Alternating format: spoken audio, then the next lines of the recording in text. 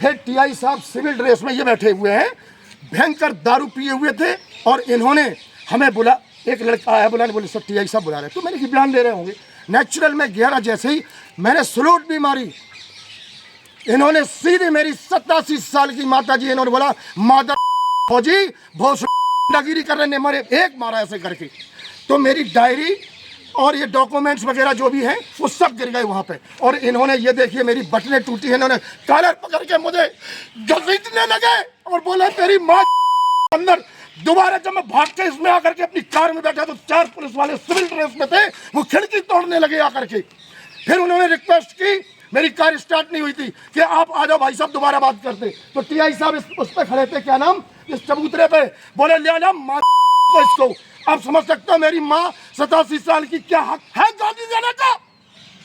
आज मैं रो के कह रहा हूँ, कल जाऊंगा वहां पे, मैं आज कसम खाता हूँ टीआई साहब को सस्पेंड करा के छोड़ूंगा।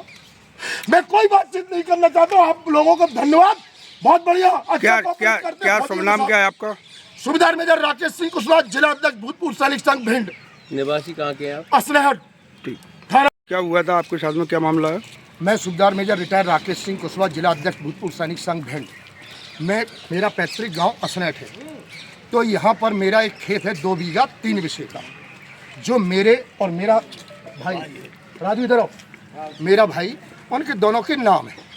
हम उसको जोता, हमने बखरा उसको हमने बोया, हमने उसको सिंचाई हमने की, और काट के इकट्ठा रख दी फसल।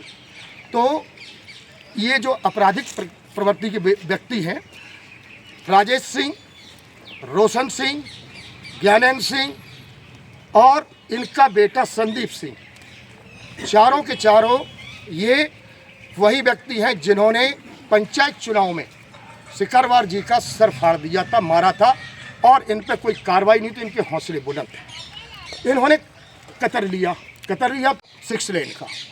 तो मेरे को वहाँ पे फ़ोन किया मेरे भाई ने कि भाई साहब ऐसे ऐसे उन्होंने खेत कतर लिया। जब हम गए वहाँ पे तो मुझे जान से मारने की धमकी देने लगे। तो हमने, आप कुछ मत करना, मैं बात करता हूँ।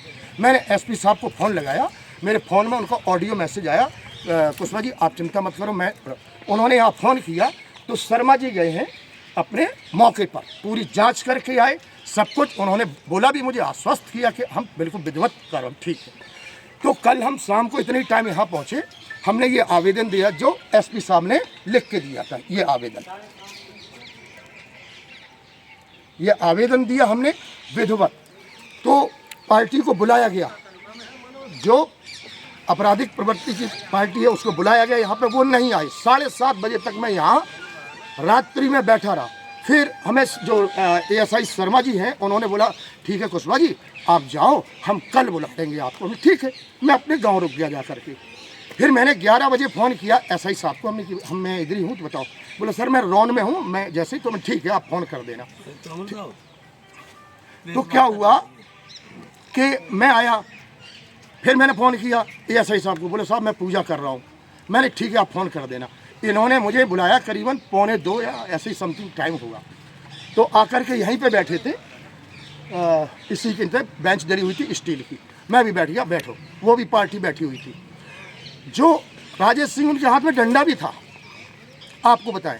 तो एसआई साहब जो है ना, क्या नाम, इंस्पेक्टर साहब जो है, अभी इधर ही कहीं होंगे, वो मतलब बयान लेने लगे मेरे। तो मैंने उनको बोला, बोले ये खेती है किसकी? मैंने कि मेरी खेती है, मेरे नाम है दोनों भाइयों के, आप कहो तो डॉक्यूमेंट्स देखने लगे। आज क्या मामला हुआ? हाँ, आज का मामला किस चीज़ को लेके आप लोगों ने किया था? सभी लोगों ने थाने का घेराव किया। तो मैं थाने आने से हमें कोई घेराव से मतलब नहीं, हम तो यहाँ पे अपने डॉक्यूमेंट्स डायरी लेने आए हैं। बाकी हम एसपी साहब से बातचीत हो गई, वहाँ कार्रवाई हम करेंगे। कहने का मतलब जो है, फिर हमें यहाँ पे बिठाया उस पार्टी को। वो पार्टी हमें वार्निंग दे के गई इंस्पेक्टर साहब के सामने कि तुम गाँव में आओ, मैं तुम्हें चीर दूंगा। हमने अच्छा, तो वो चली गई, उस पार्टी को भगा दिया गया। फिर हमें यहाँ बिठाया गया, बोले मैं आ रहा हूँ बयान लूँगा करके।